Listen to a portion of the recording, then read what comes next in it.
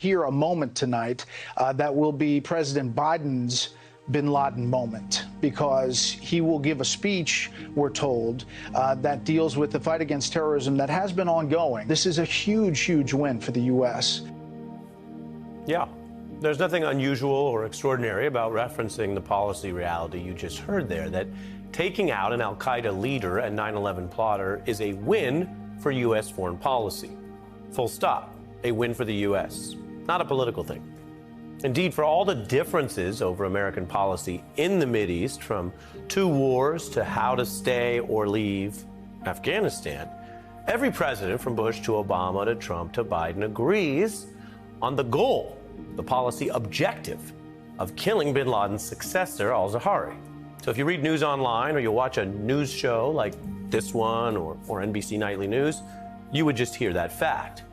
But it is the kind of point that is just often obscured, censored, or denied on Fox, especially since 2016, when that network aligned with Donald Trump after an initial revolt. And it's noticeable now amidst signs that Murdoch is pushing the channel back in the other direction, trying to skip coverage of Trump's speeches, promoting Ron DeSantis, featuring coverage of insurrection evidence, all part of an emerging split. Now, none of this is monolithic. And that was apparent in this big story I'm mentioning and how it was covered last night for so many Americans and conservatives who watch Fox. You have the headline there: Trump allies like Hannity say the killing of a 9/11 plotter, and that announcement and news cycle leads to their headline, "The world is less safe with Biden as president." Or the earlier point about that win that we showed you was clearly not the only nor the last word.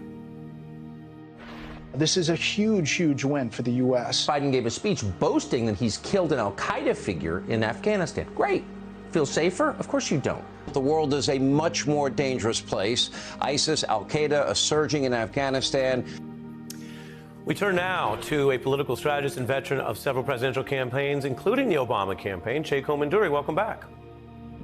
It's good to be back, Ari. I don't know if you mind hearing Tucker, who sounded a little emotional, what some would call hysterical, saying he doesn't feel safer. So those are his feelings, which he's sharing with viewers as news. But that's his right. I'll defend his right to speak and emote. There's something wider going on here, though, and a breakthrough event like the killing of the 9/11 plotter is a feature of it, but we've covered it for days now. What do you see happening on Fox, and does it matter in Republican politics?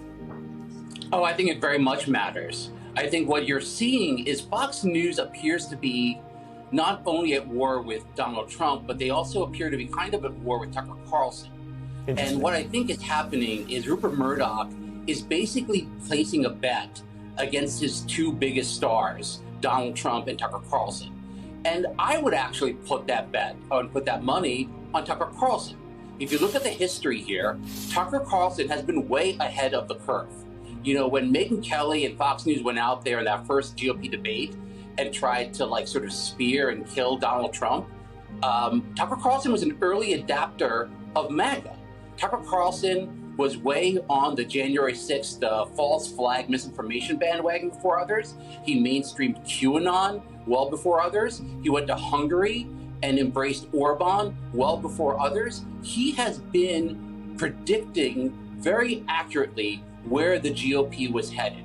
And I think the reason is, unlike other Fox News celebrities, Sean Hannity, Sean Hannity does his show to please Trump.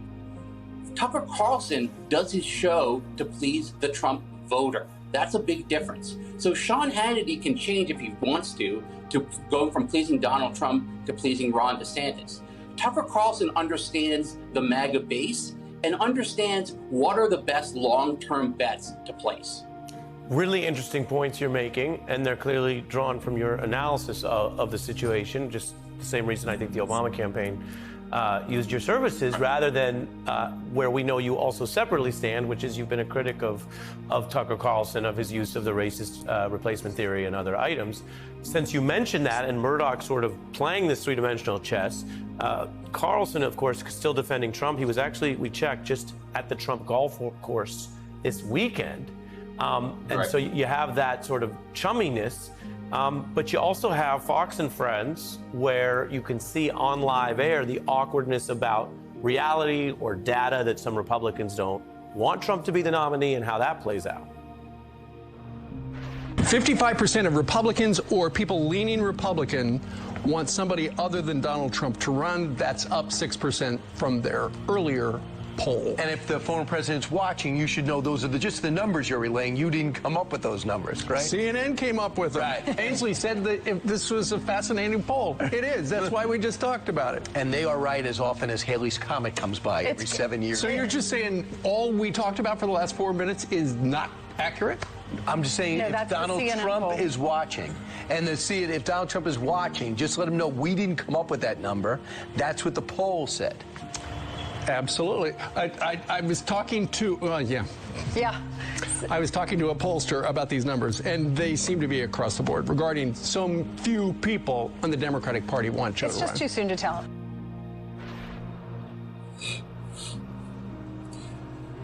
Well, I mean, what's interesting there is that Brian Kilmeade said, oh, the CNN poll is as accurate as Haley's Comet.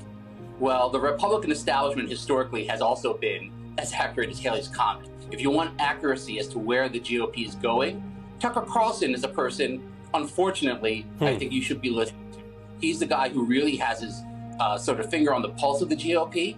And keep in mind that this, breakup between Fox and Trump, they can get back together again. I mean, if you look at the tabloids, celebrity couples always get back together again. I'll admit I was very happy to see Affleck and J-Lo back together. I was really happy that those kids were able to work it out, but the Fox News Trump marriage, that can be put back together, and I don't think I'll be quite as happy to see that.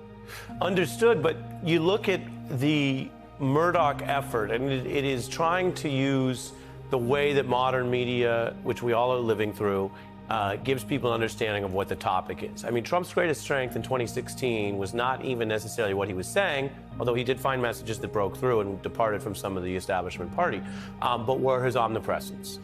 He now, of course, is in a situation where he has been deplatformed. That all is January 6th related, whether he comes back or not.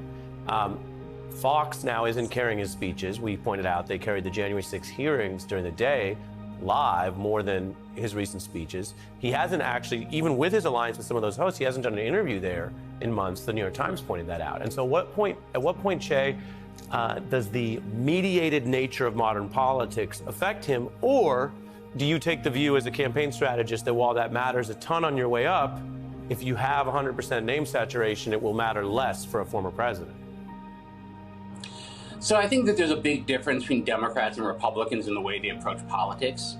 Democrats look to the left to get policy ideas. So if you look at the recent Biden-Manchin-Schumer deal, they look to like Elizabeth Warren's ideas about corporate taxation or the Sunrise Movement's ideas about climate change to get their policy ideas.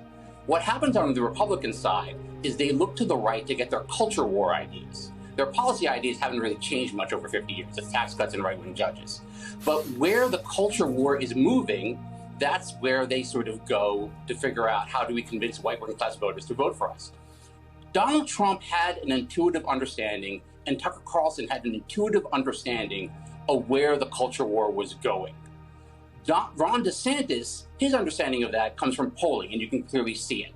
And so I think from the point of view of the GOP, from Donald Trump and for Rupert Murdoch, you're better off going with the person who intuitively understands these things than the person who's faking, who's just using polling to sort of figure that out.